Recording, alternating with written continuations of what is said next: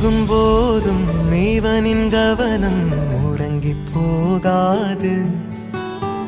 கனவில் கூட காவல் செய்யும் கடமை மறவாது. உலகமே இவளென இவன் வாழும் அழகை பாரடா. மகளென வளர்க்கிறான் இவன் உயரம் குறைந்த தாயடா. இவனின் அன்பை அளந்திட எந்த மொழியும் போதாது.